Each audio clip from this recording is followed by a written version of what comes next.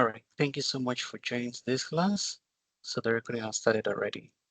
So there are different career paths for a Microsoft 365 support engineer. Blanca, your mic is on mute. Can you check your mic? Oh, Can just you a mute minute. your mic, please?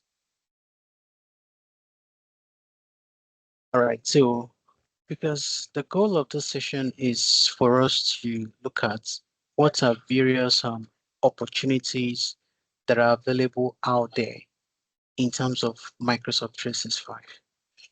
Majorly, the role for Microsoft 365 usually starts from being a technical support engineer. So what is a technical support engineer? Then what are other career paths that you may not be aware of that are also, possible with Microsoft 365? So that's the goal of the session. So now, going forward, so these are some of the things we'll look at because it's going to actually drive our conversation forward in every discussion.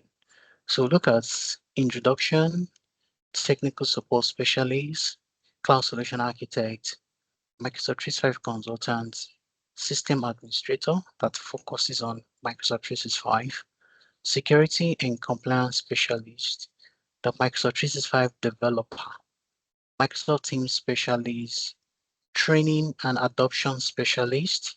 We look at Microsoft Entra ID or talk about identity and access specialist. Then we'll conclude the session with an IT project manager. Now, as a Microsoft 365 support engineer, there are actually several career paths you can explore, which each of them focusing on different aspects of Microsoft 365 ecosystem. Like Humphrey mentioned, it is actually a very wide, Microsoft 365 is very wide, right? So because it's very wide, it provides different kind of career opportunity. So some of the common career trajectory is what we're going to be looking at in today's class. Now, the very first stage, like I mentioned earlier, for a Microsoft 365 support engineer is being a technical support specialist. Now, who is a technical support specialist? This is somebody that is providing assistance to end users, right, or customers, by troubleshooting and resolving technical issues that are related to Microsoft 365 products. So such products like Exchange Online, SharePoint, OneDrive for Business, Microsoft Teams, security and compliance, and talking about identity. So the goal for this role is majorly to focus on providing assistance either to end users within an organization. So you are employed as a technical support specialist in an organization. So your focus at that point is to provide support for end users. Now, there are other roles. There are Microsoft partners, right? That that Microsoft has already actually partnered with because Microsoft discovered that they cannot support all their customers globally. So they open an opportunity for people to partner with them as frontline support. Companies like in regions, you have companies like ShareWeb, you have companies like maybe freelancing role on Upwork, Gigmos and the likes, right? So if you're working with such a Microsoft partner, then your focus, who you are supporting is actually the Microsoft customer. That's what you're supporting. But if you're working within an organization, who you are providing assistance to are your end users in the organization. So whenever they have issues maybe with their Exchange Online or their emails, you help them with their Outlook issues. Whenever they're having issues, with SharePoint, it could be SharePoint permissions, OneDrive not syncing, you're providing support for their OneDrive. They're having teams, my Teams is not launching, or I share the document, it's not working. I'm unable to, share files, in a Teams channel and all that. So you're providing support. So it's the same thing you're actually doing, only that for this first part here, you're working for an organization that is using Microsoft 365 as a technical support specialist, and you're providing assistance to them. Why for this case, you're working for Microsoft or Microsoft partner, to support their customers globally. So their customers could also include end users for other organizations or IT administrators, system as administrators, right? And the likes. So that is one level, one of the career paths that is available. So again, I mentioned that the goal of this class is to actually widen our knowledge, widen our scope, right? So you'll be able to see opportunities that are available so that as we start the class proper, you'll be able to say, okay, these are the areas that I want to focus on. Because I remember a question was asked, maybe Humphrey sometimes you go that, okay, is it advisable to start with one or focus on one? So that's actually the purpose of this class. So most times a technical support specialist is actually a generalist, right? Because sometimes you want to support customers in all the Microsoft products as a concierge engineer, or if you're working with Microsoft customer, maybe you're in the enterprise space, you'll be supporting on just one or maximum two products majorly for Microsoft. So that's for technical support specialists. Then even being a technical support specialist, there is also a career progression. So we have tier one, we have tier two, we have tier three support engineers. So tier one is likened to being an help desk. So those guys that work on hardware like PC issues and all that, and they do a little of Microsoft 365, they fall in the category of tier one because their work is on my computer is not working, all those stuff, things around the hardware stores, helping users to change their peripherals and all that. So those help desk tasks and with a little of Microsoft 365 or Windows servers Active Directory, right? So that's tier one. Then at tier two level now, the tier two level is focusing on the Microsoft 365 solution itself. Then advanced troubleshooting that will support the tier one. So tier one gets to do everything, minus just a bit of Microsoft 365. But as tier two, you're focusing like if you join a Microsoft partner today, if you're working as a technical support, you are automatically in tier two because at that point, what your focus are all the Microsoft 365 products. Now, the tier three most times is actually a technical lead or a subject matter expert that is supporting both tier one and tier two. So when there are issues that tier one and tier two could not resolve, relating to Microsoft 365 or any other IT in the department, any other applications that the users are managing or the organizations are using, right? They tend to escalate to the tier three, who is a technical lead or the subject matter expert, to help in resolving those issues. So in general, you start at a technical support, tier one or tier two, then you get to move to higher tiers like tier three, becoming a subject matter expert or a technical team lead, right? Most times too, you tend to work like whenever there's an escalation, maybe you're working with one of the Microsoft partner, for example, now, and there's an escalation, maybe the customer was like, I don't trust the answers this person is giving me. Can you escalate to your manager? At that point, a manager is just doing people management. The manager will still have to assign a tier three, a team lead, a technical team lead rather, to go on the call with the customers, to help resolve the issue. The purpose is actually to salvage, the case in case because customers will always for every interactions with customers, there is always an opportunity for them to provide feedback. And at tier three, you're handling more complex issues, because of the experience that you have 5 to 7, 5 to 9 years of experience, right? Supporting the product. And because of those deep knowledge that you already have, you're already familiar with a lot of issues around the Microsoft 365 that could happen, and you're able to, help the customer. Now, at that point in which the issues, the tier three could not resolve the issue, then we have what we call the escalation engineers. So we call them support escalation engineers. Then they also have what we call technical advisors. So the support escalation engineers and the technical advisor in Microsoft, they're actually at the same level. Only that in terms of operation, the technical advisor, what they are doing is that they work directly with the support engineers, while the escalation engineers, are the people that the TAs would discuss with. Those are the people that are actually discussing directly with the product group, when there's an issue, they feel that is a bug, they want to raise an ICM for the developers to actually look into. At that point, you can become an escalation engineer, At that point, you're actually working directly from Microsoft because you're like the last level of escalation for that issue. One thing about escalation engineer is that unlike the technical support guys that focuses on all those services, an escalation engineer only focus on just one. So you have either escalation engineer for Teams, for SharePoint, or for Outlook, or for emails, messaging. That's the exchange, right? So you don't do menu technology because your focus is to ensure that any issues that come for that particular technology, you have a deep technical troubleshooting, right? So it's better to know it into to both in and out of the technologies. Then another thing the escalation engineer does are they work on critical and unresolved cases. So any tickets that level 3 has been escalated to Microsoft, right? Escalated already to Microsoft, then and the escalation engineer, they are the ones that actually work on it. And they also work with Microsoft Premier support. So there are some customers that they are enterprise customers and they've paid for premier support. Normal support is free for everybody, but for premier support, it's like severity A cases that organization that they can't afford their services with down at all. So for that situation, there is always an escalation engineer or support escalation engineer working directly with such customers that are actually premier customers. So that's a career progression, right? For technical support specialists.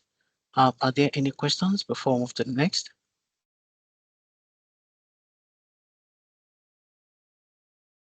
Yeah, okay. So far, so good. I don't know. I would like to know the differences between maybe service help desk and, at times, some job descriptions, you see service help desk, you see help Mhm. desk, you will not see tier one IT support. So I don't know if these three things are same or it's just nomenclature that is differentiating them. Okay, those three things are actually the same. Help desk, service help desk. So anybody that is actually monitoring the help desk itself, maybe they can call it service desk, Jira help desk, anything. They are tier one engineers, right? It's just that like the lowest level. You get to work with how you know a service help desk role mostly is that you get to work with the hardwares. Network device is not connecting to internet, routers, all those things. You can't touch all those things as a tier one guy. So they expect you to have basic of um um A plus, N plus, and X plus, right? So those L plus, which is hardware, focusing on hardware. So you have to have a fundamental knowledge of troubleshooting, hardware devices, right? So those service help desk role, they are mostly tier one role. But by the time you are looking into M365 cloud service itself, then that's coming from tier two. Only that some organizations, what it is that they infuse some of the service help desk job description or some of Microsoft 365 job into the service help desk role, but it's still level one. But the moment you're focusing your efforts, what you're doing is focusing on M365, right? Then you're actually, doing the level two work. But a lot of times, most times, even the HR, they don't know the difference. They just call a particular job title and you start seeing different things that the under the JD that you need to do. But a way and help desk role is that you're just doing the physical touch. Oh, my keyboard is not working, my mouse is having an issue, all those ones, they are help desk work majorly. Most times, a level two guy does not even touches any hardware. It does the remote. It does the remote work, right? You can connect with customer remotely via any remote connecting to maybe you're using manage engine service plus, all right, to connect remotely to customer computers using the quick assist, using there's this tool that is commonly used, ConnectWise Automate, right? So you don't need these are requires you to connect to customers remotely, not doing all those physical things. My printer is not working, all those things. Those are help desk stuff.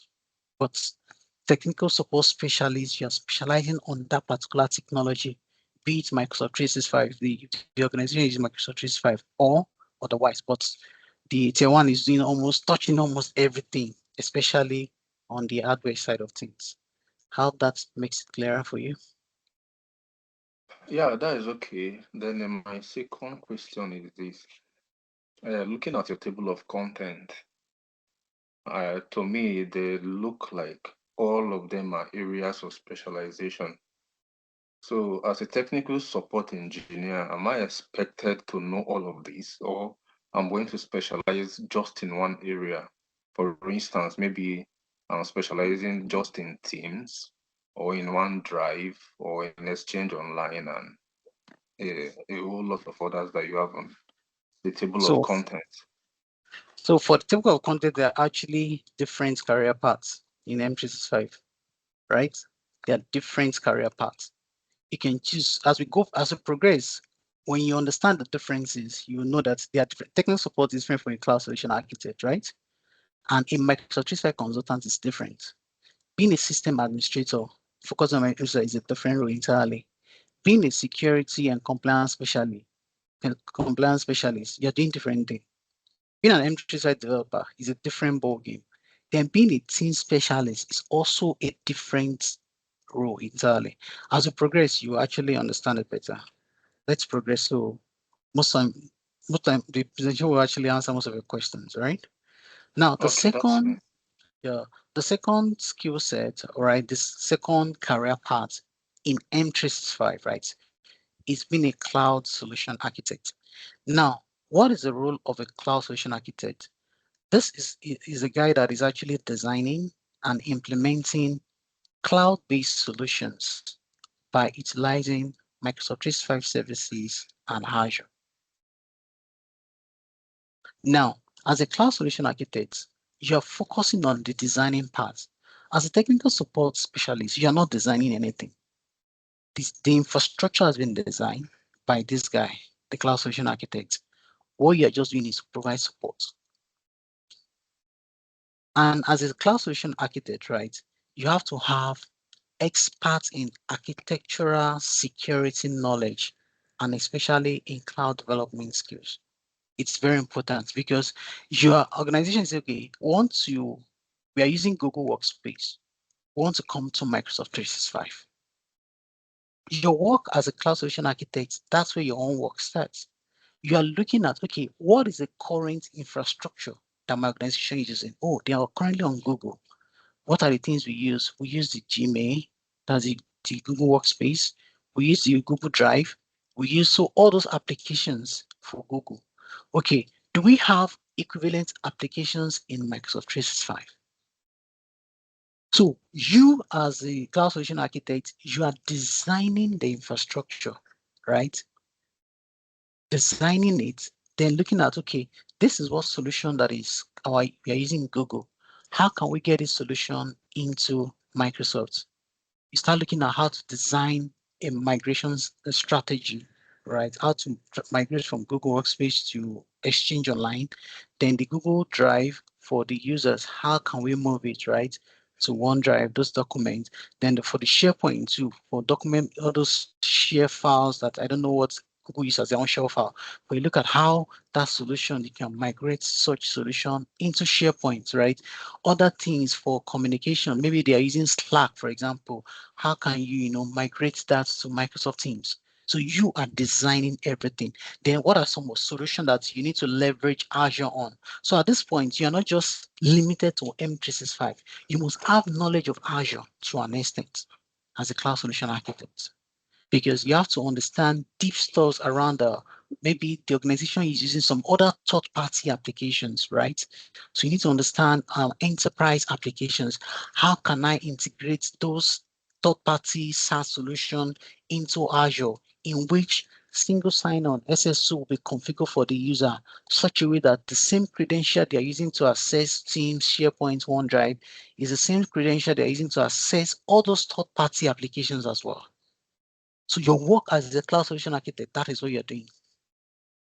So you oversee the design of integrated system, develop hybrid cloud solutions for an enterprise as an enterprise architect. So your work is not support. Are you seeing there's a different clear between technical support specialist and a cloud solution architect. So your work is different. It's Yes.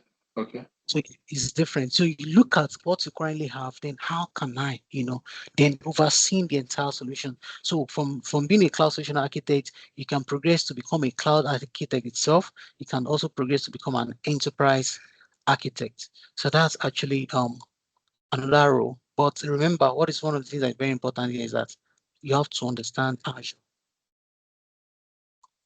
Now, the next role, which is one place I personally play, is a Microsoft 365 consultant. Now, who is a Microsoft 365 consultant? Now, for a technical support specialist and also for the other guy, which is a cloud solution architect, you are working internally for an organization. Now, for a Microsoft 365 consultant, you are you are like an individual freelance consultant, right? Your work as a consultant, you are looking at organizations. You are seeing, okay, so as a Microsoft consultant, right, you can actually work with any of the Microsoft partners. So we have different Microsoft solution partners, right, across the globe. So you can be working with them. So while working with them, you are not working internally for the company you're working for, but you are a consultant. So either an individual, maybe you have a company, or you're working as a consultant under another organizations to help deploy Microsoft solution for other organizations. So call them Microsoft customers. So like maybe the organization now, they don't have the previous role now. They don't have this cloud solution architect internally now. So what they'll do is that they will consult with consultants, which are Microsoft partners or individual consultants, right? So you can say, okay, why I'm journeying into this M35 journey, I don't want to work for an organization. Rather, I want to set up, I want to be like an independent consultant, whereby I'll be looking for organizations that don't know about this Microsoft 365 solutions and be what? You design, you implement, and you optimize solutions for them. And you're focusing on tailor solutions to specific business needs. Okay, what does this company want? Okay, the only thing they are using in this company is just email. Okay, what is that solution that will actually solve their business need, right? That's giving them exchange online, either plan one and plan two, because that's the only thing they need. Because at the end of the day, you're looking for how you can save costs for them. You don't want them to buy licenses that they won't use, like they're just using email and you want to go and buy maybe business standard for them. That's a waste of money because other services that come with business standard, they don't need it. Except if you want to go a step further, becoming a product-led engineer, like, or a product-led consultant. Okay, why using just emails?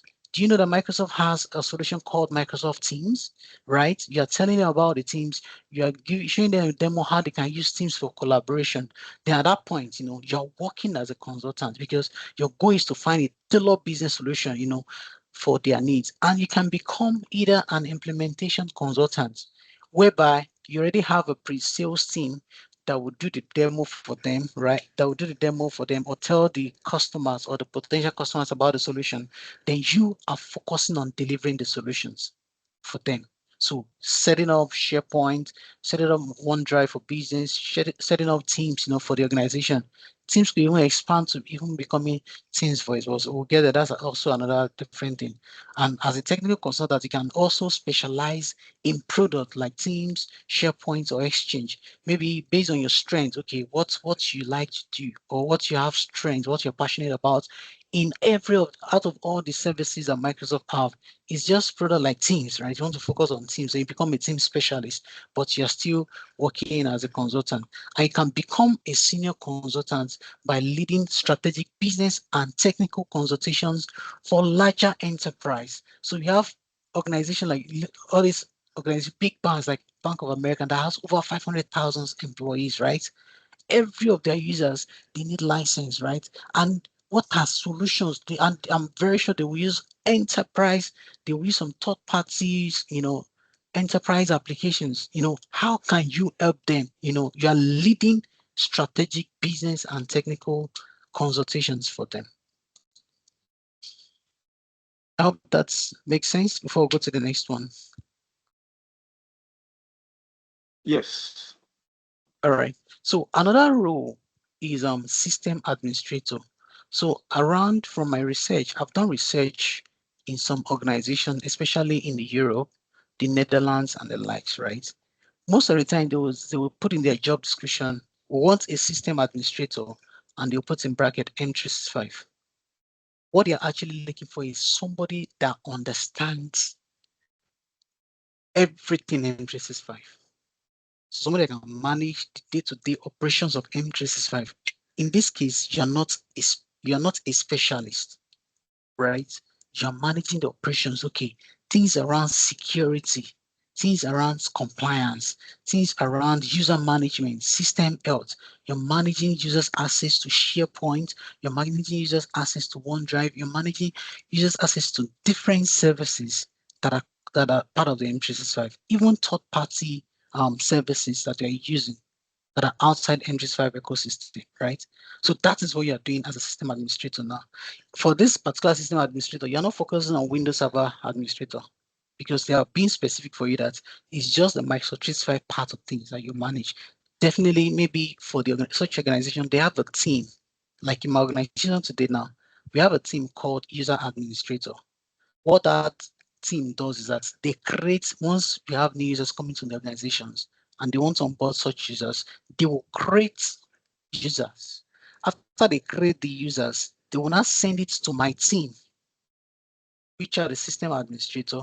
So we are the one that will configure because we use a hybrid solution for Exchange, both on-prem and Exchange Online, right? So the users, we create the routing for the users to route emails from the Exchange server to Exchange Online.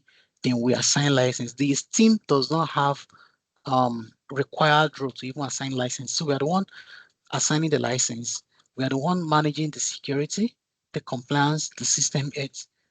Those teams, their work is just to create the user, put the users in the required OU, right? Assign the users, put the users to different groups that the user needs to be so that the user can have access to some of the enterprise applications. And in terms of career progression, right, this guy can become M365 administrator when the user is doing deep stuff in M365, right? Managing the entire tenant, managing user setup, doing the maintenance of the M365 tenant itself. Then, maybe you need to do some cleanup, maybe user administration are not doing the work they need to do. You do a lot of maintenance there. Then you can grow to become a senior system administrator or even to become a system managers or IT managers where you get to manage larger infrastructure or a larger IT teams. So those are system administrators. So this work internally too, just like the technical support specialist. Now, the next role, which is one of those roles that I'm actually looking forward to, is becoming a security and compliance specialist. Now, what does this guy do? This guy actually can be a system administrator, but it's always good that in M365, because it's large, look for a niche that you're passionate about. Now, for this guy now, he's focusing on the security and the regulatory aspect of M365. So anything that has to do with Microsoft Defender, Defender for Office 365, Defender for Identity, Defender for Endpoint, this guy is focusing on anything that has to do with security. It's even extend to Microsoft Intune, mobile device management, mobile application management. Then the regulatory aspect of Microsoft 365, which is a compliance, Microsoft Purview, talks about data loss prevention, sensitivity level, information barrier, insider risk management. This person understand different, regulatory body, GDPR, HIPAA compliance, depending on the region, HIPAA, it ensures that there is data are not leaving the organizations or data are protected. So for this guy now, his focus is to implement compliance solutions, security solutions using the Microsoft Purview, Microsoft Defender, and now Azure AD, which is now called Microsoft Entra ID. That's what this guy is doing. So this guy he doesn't care about your Exchange Online. He doesn't care about your teams. What he cares about is the security of those services, how to protect Exchange Online, users' mailbox, how to protect Teams, users' Teams, how to protect those documents on SharePoint and on OneDrive. That is what he's focusing on. But the administration of Exchange Online doesn't concern the guy. Administration of Teams doesn't concern the guy. Administration of SharePoint and OneDrive doesn't concern the guy. And so for this person, it can progress to become a security analyst. At this point now, there's what called SOC analyst, right? they focus on threat protection and securing the Microsoft 365 environment. So for this guy now, he's now expanding his knowledge into vulnerability assessment, vulnerability management, threat intelligence, right? Or the guys can progress to become a compliance officer. Now, as a compliance officer now, the goal is just to focus on adhering to legal and regulatory standard, right? So that's the only part the guy is doing, just the compliance part of things, data protection, data security, and the likes. Then the person can become a security architect, which is like the highest level in terms of taking technicality for being a security and compliance specialist. And for this guy, is designing and implementing enterprise-wide security solution. So just like cloud solution architect, security architect is focusing on the security aspect of things, while the solution architect is focusing on the IT infrastructure side of things. So this is a specialization for you. Now, another role that is available as a Microsoft 365 is called Microsoft 365 developer. This role is not common. Why did I say so? Because most people used to think Microsoft 365 is just SharePoint, Teams, Exchange Online, right? Now, in enterprise organizations, we actually call it modern workplace engineering. So Microsoft 365, apart from the services like the SharePoint, OneDrive for Business, Microsoft Teams, and Exchange Online, right? There are other services too. If you subscribe to M365 E3 today now, you will see some other applications like Power Apps, Power Automate, Power BI. They're free for all organizations, right? Some comes with that Microsoft 365 E3, right? Though the pro version or the premium version of those things they are standalone. So those applications, we actually call it Power Platforms. So Power Platform is a combination of 5 applications, but now it has reduced to 4, which is Power Apps for building custom business apps for organizations. We have the Power Automate for automating, streamlining, manual business process that are actually tedious. Then we have the Power Pages.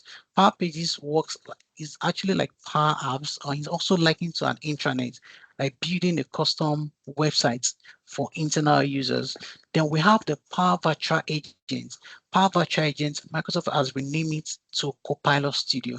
What do we use Power Virtual Agents for? To build custom copilots or what we call custom chatbots.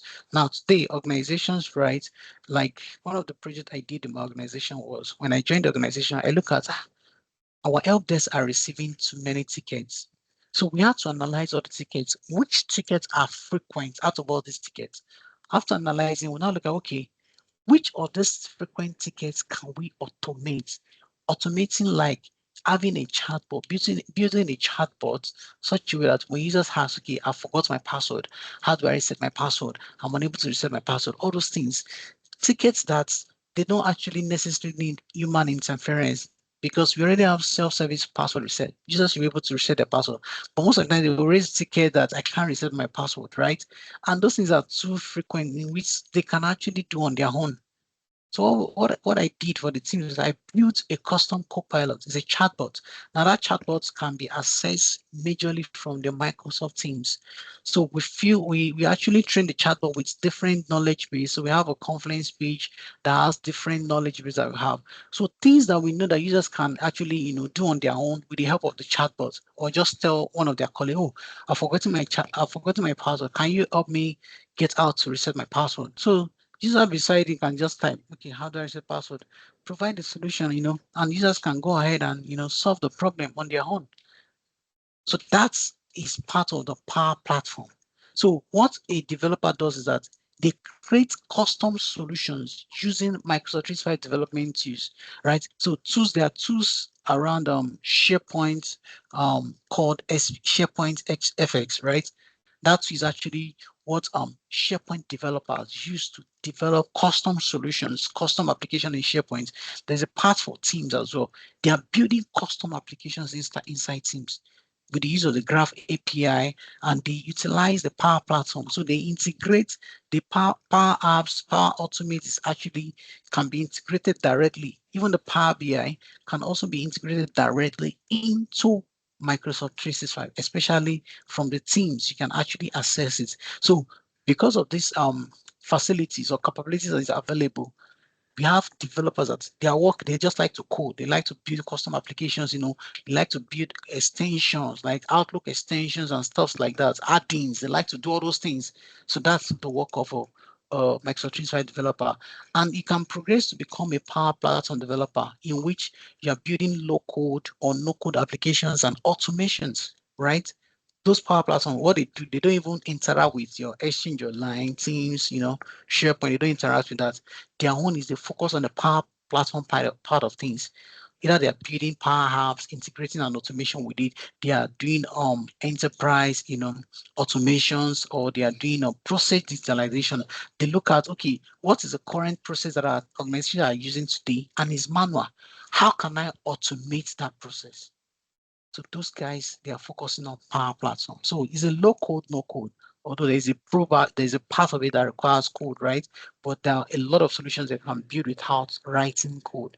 Using the Canvas apps or using the modern-driven apps, you can build custom apps for your organization. Now, note these applications you're building, they are not applications that you can upload on your Apple Store or on your Android store. It is only available to users internally within the organizations. And the same thing goes for SharePoint developers that build custom SharePoint solutions. They leverage this SPFX, right, to build custom SharePoint solutions for organizations.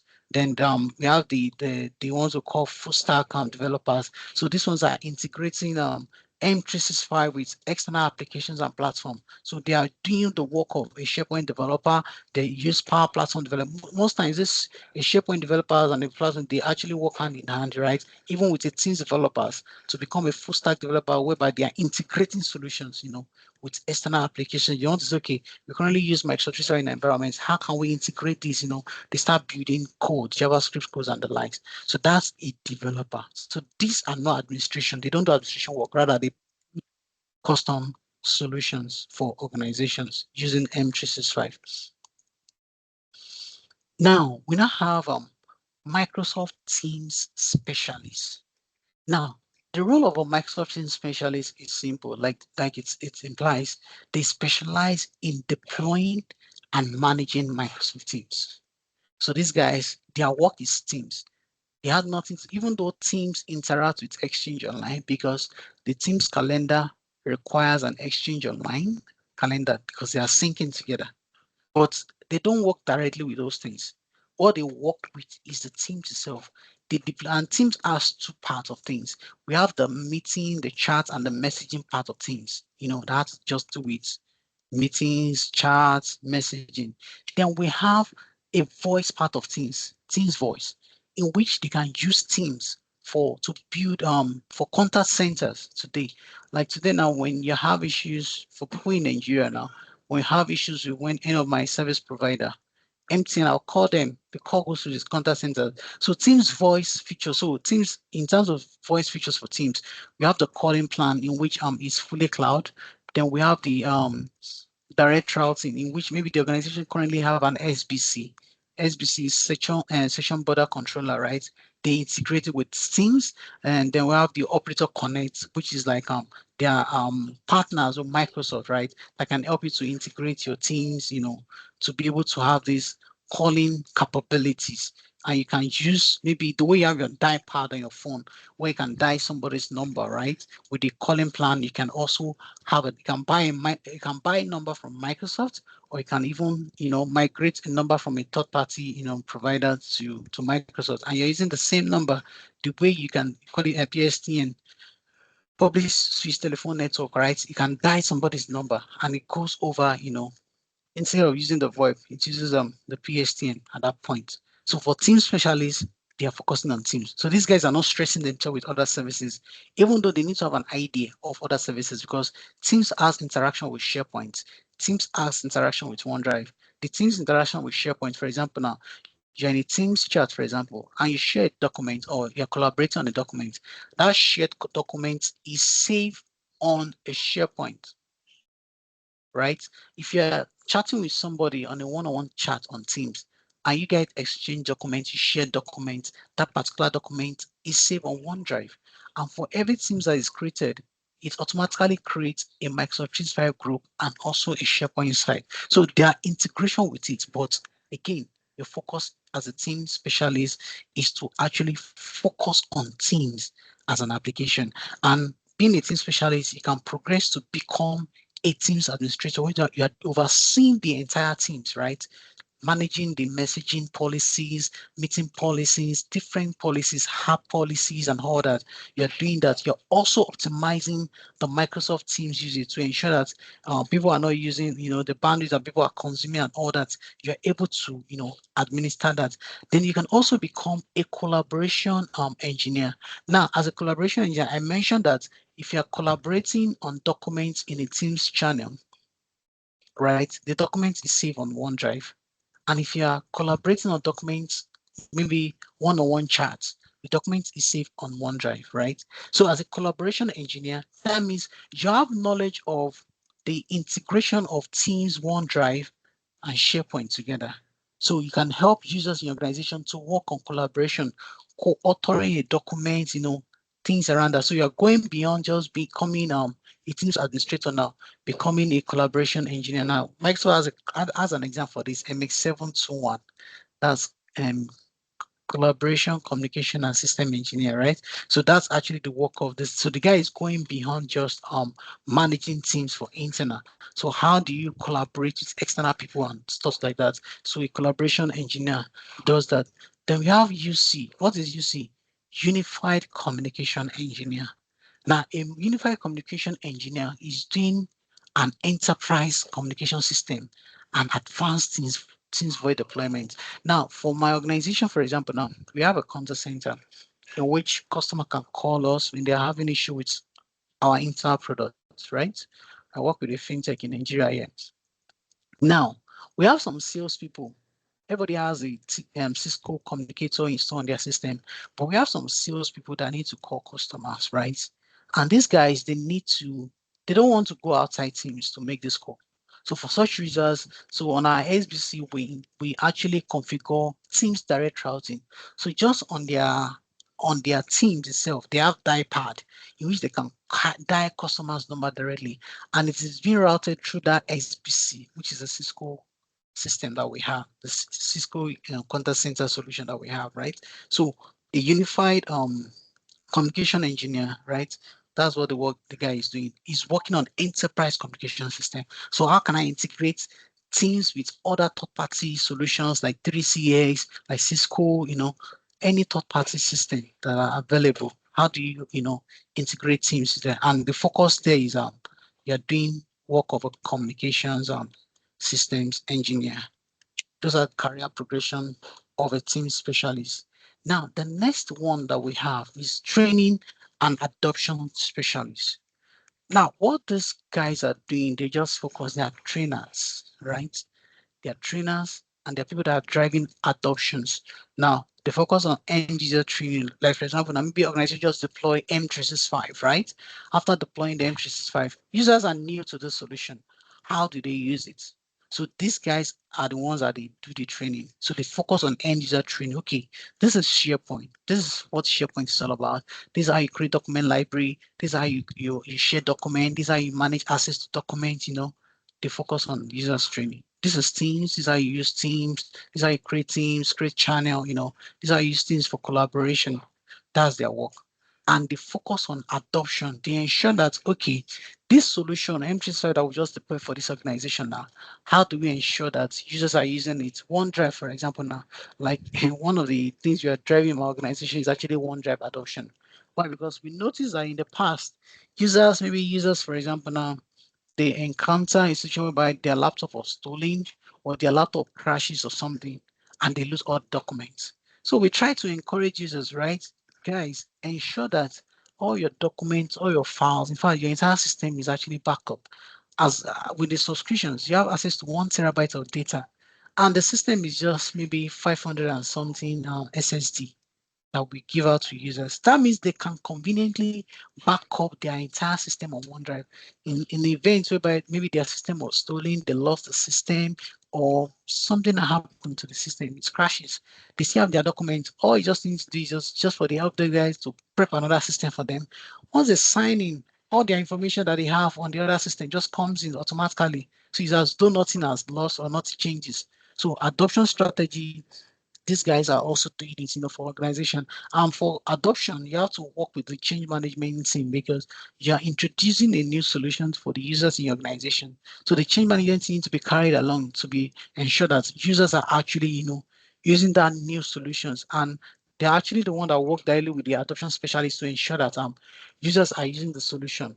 And again, the end goal is to ensure effective use of the M35 solutions, right?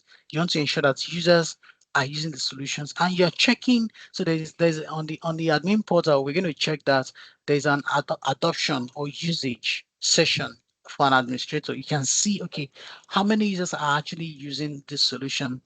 How many users are using OneDrive? How many users are, so we can drive, okay, I think I have 100 users. Out of the 100 users, it's just 50 users are using OneDrive. Is it possible that we can get other users since they don't want to use OneDrive? Get them. This is not a good example anyway. Get them a plan that doesn't involve OneDrive so that will save cost for the organization.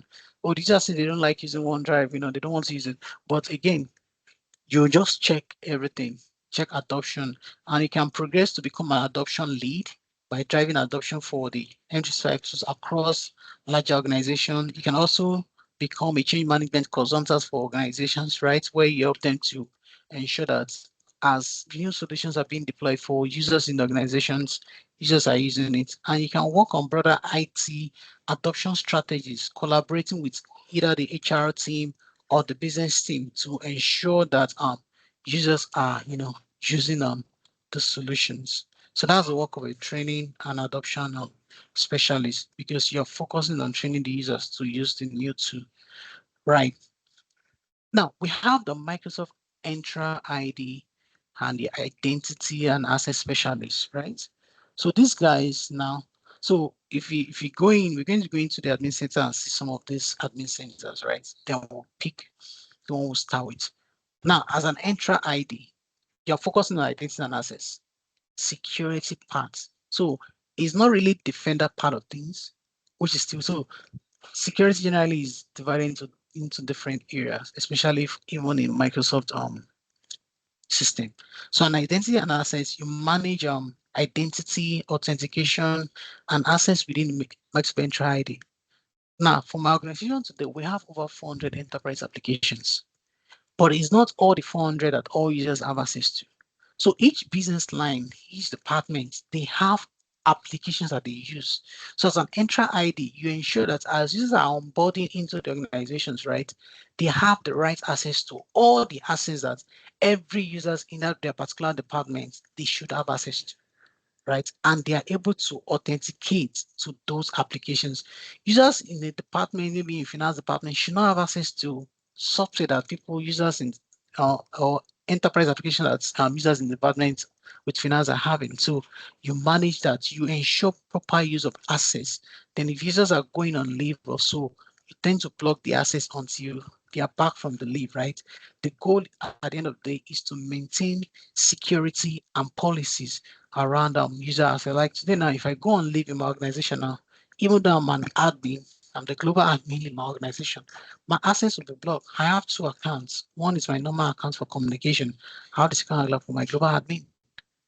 Those two accounts will be blocked by the Entra ID or access team, the user administration team. They will block it so that I'm on leave and my account can be vulnerable. Maybe users or people have been tracking me online, so know whether I'm on leave or not, and be trying, trying to brute force into our organization using my account. So to avoid that risk, all those policies are already in place.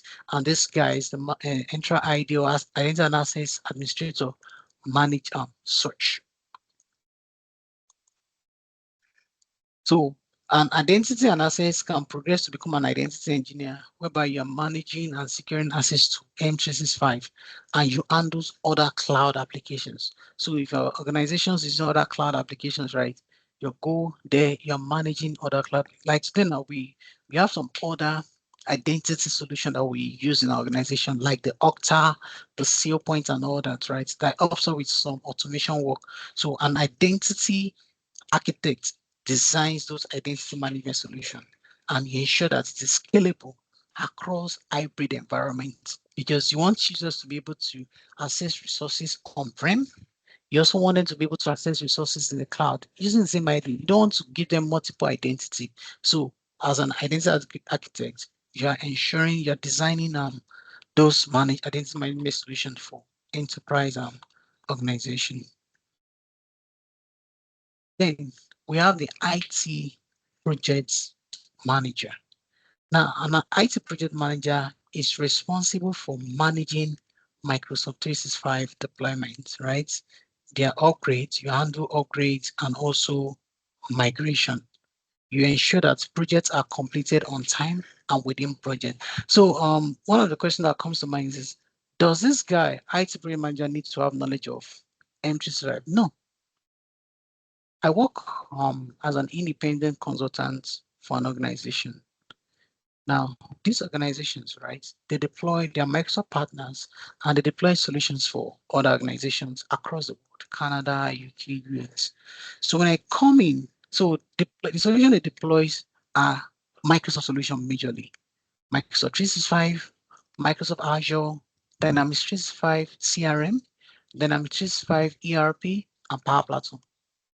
So I come in as an M365 solution architect, right? That means any project that has to do with M365, I don't just architect the solution. I design the solution. These are the best things, design best practices, and I also implement the solution. And I get to work with the project manager. The work of the project manager is just to set a timeline, maybe put the tasks. Okay, what are the tasks I need to do? Okay, this project will last 6 weeks. Okay, what are we doing the first week? What are we doing the second week? So the project manager I even work with doesn't have knowledge of M365, right? But he oversees those projects. He ensured, okay, I said I've committed that this week, these are the things I'm doing. So he's just checking with me, okay, have this been done? Has this been done? Has been done? Is there any impediment? Do you have blocker? So he's ensuring that there is nothing blocking me to achieve that project, right? Projects are completed on time and they are completed within budget. So the project that involves migration, so if there are blocker, maybe we need information from the client is not providing information. I don't relate with the client, I relate with the project manager. So it's the project manager that relates to the client. Okay, engineers working on this project or the architect working on this project need this particular information. Can you provide? It gets the information and sent to me. Mine is just to design, implement, and optimize the solution for the organization so that our business can run effectively. So the person can, from being a IT project manager, you can become program manager where you get to oversee multiple projects, M365 related projects, right? So for this guy, you don't even need the M365 skills, basically, but you become a better project manager for especially M365 related projects if you have the M365 skills because you're able to relate with the engineer or the architect that is, designing the project. And becoming a program manager is also a career progression whereby you tend to manage multiple projects. So maybe people like the project manager now is actually a program manager. The overall goal of the deployment is to ensure that the organization is using Dynamics 365, they are using Dynamics 365 CRM, they're using Dynamics 365 ERP, Power Platform, and M365.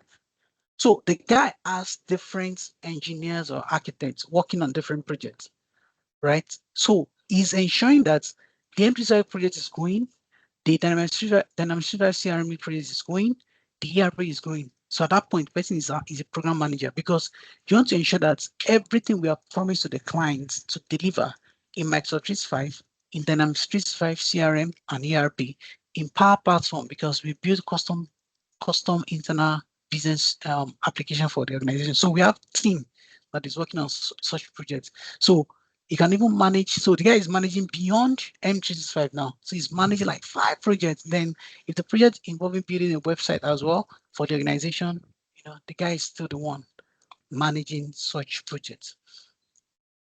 Now, across verticals, this is my last slide. Across verticals, right? There are other opportunities for both vertical and lateral movement.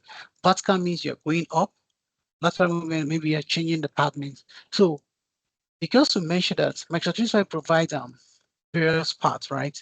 And there are potential for growth and specialization. So you can decide to specialize in any of the above. You can play in more than one. Today I'm playing in more than one, right? I'm working as a cloud solution architect in my organization. I work as a system administrator M365 in my organization. On the side, I work as M365 consultant where I get to help other businesses to deploy the solution. On the side, that is not my work. I work as a trainer. I train people on M365 solution. I also mentor people on M365 solutions, right? Then I work closely with developers, M365 developers to develop custom applications, right?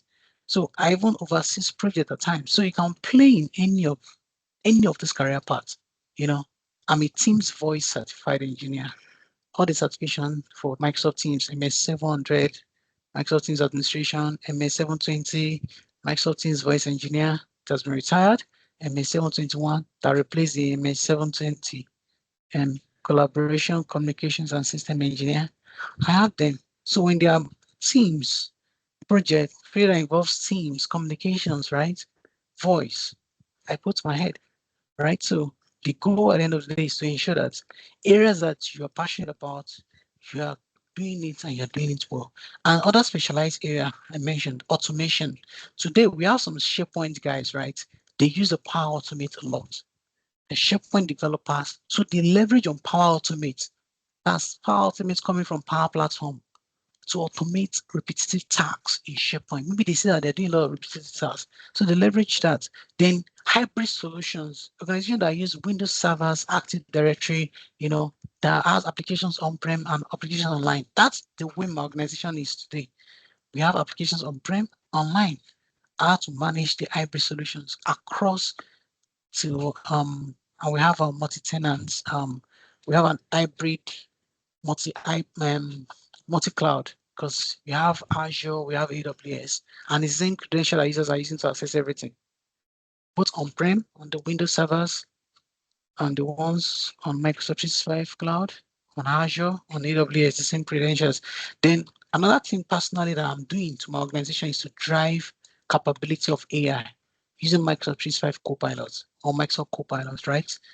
Driving adoption of AI, how we can use AI to, to ensure that our users are productive. So you look at other opportunities and you see how you can, key into those opportunities, especially AI is one of the things that is actually organizations are looking for how they can use it to, to ensure that users are more productive in their organizations. So I mean that's actually everything that I have to present regarding the slide. So if you have questions based on everything, the floor is open for question. I'll be signing into my admin center. So are there questions? Yes, hello. Yeah, go ahead. Go ahead. Yeah, thank you, Imam, for the training so far. In fact, it's an eye opener, and I think I've been able to see few areas that I would like to specialize in, like Microsoft Entra ID. So Mhm. my question is this: sorry, I'm going to leave. I would like to take excuse to leave like in 3 minutes. I need to pick my son from school, No and worries, that it's will take fine. me another 15 minutes. No, we So already I rounded don't. up anyway. We already rounded up. Okay, so let me We quickly already ask got my to question so that even if I'm not here, I can listen to the video zero. later. Okay. What is the difference between Microsoft 365 and Dynamics 365? That is my number one question. Then number two, I heard you mention Okta. I was privileged to use Okta in a place I worked briefly before I traveled. And I noticed that some of the functions in Okta, you equally find them in Entra ID, like using Azure Active Directory. So Mm-hmm. I saw similar things in Okta and Azure. So I don't Mm-hmm. know if these guys are doing the same thing, or maybe they are doing the same thing but different companies and all that. So Mhm, mhm. these are my two questions. Okay, let me start from the second one. So you already answered it. They are both identity and access management solution. One is owned by Okay. Microsoft, the other by another company. It's just like zero point 0.2. If you have privilege to use zero point 0.2, it's the same thing too. So globally today now, organizations either uses Microsoft Entra ID or Okta or SailPoint. We have some other identity and management solutions, right? So they basically do the same thing. You want to manage identity and access. Like for example, if I go to my identity here, so this is actually Microsoft Entra ID portal where you can actually manage user identity. So if you go the same thing for Okta, you will see similar features because at the end of the day, the focus is to manage because they are both cloud solutions, right? Azure Active Directory is a cloud solutions for Active Directory. The way you can sync users. So users you have in your AD, Windows Server's Active Directory on-prem, using the Microsoft Entra ID Connect, which was previously known as Azure ID Connect, right? To sync those users. So those users on-prem are here, and you have all this blade available for you. So you have blade under identity for Entra ID, you have blade under protections, you have blade under identity governance, verified ID. So some of them require some license, right? But if you check on my tenant, I have Microsoft Entra ID P2, which is actually the IS.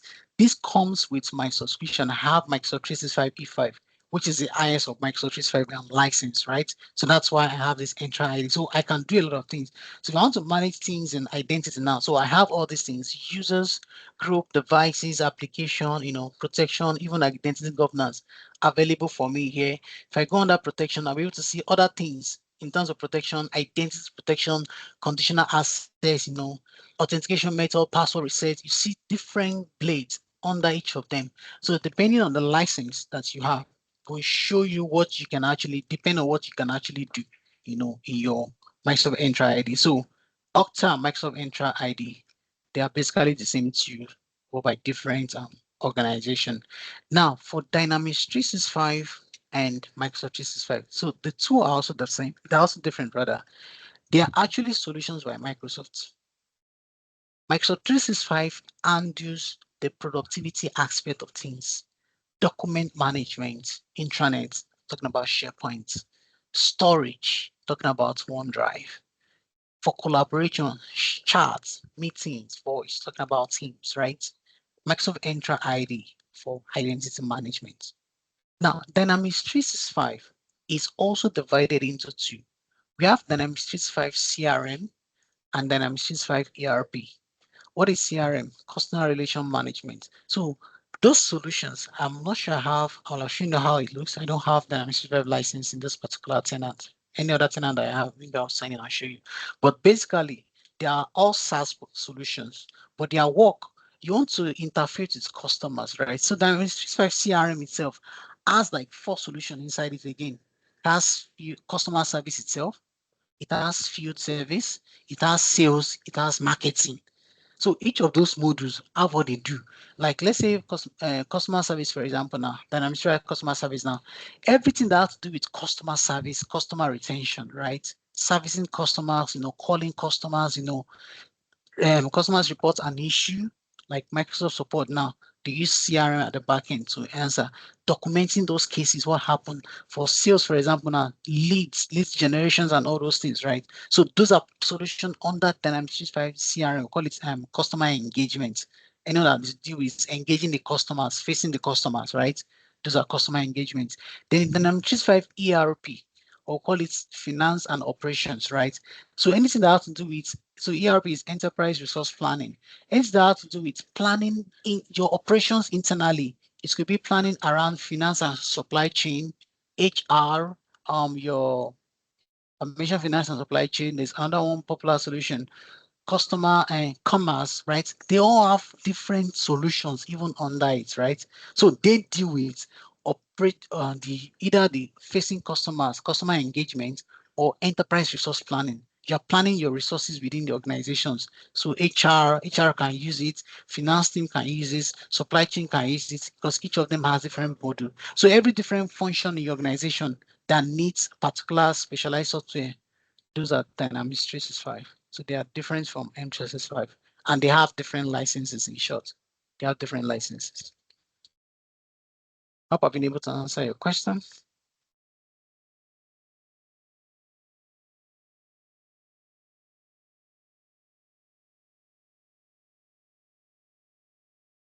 Any other question? I think it's left already. Okay, okay. All right. So do But you have what I would just want to say is you said a whole lot of things in the in short space. I know you are trying to run through these roles and but it's just to give you an eye level overview. So yeah, I understand. the idea of the day is for you to go and do your research and say, okay, Yeah, which role do I that would feel like I want to go into, right? Then we can now move our conversations around it. okay. That's fair enough. Enough. Okay. All right, let me quickly stop the recording so we can discuss things outside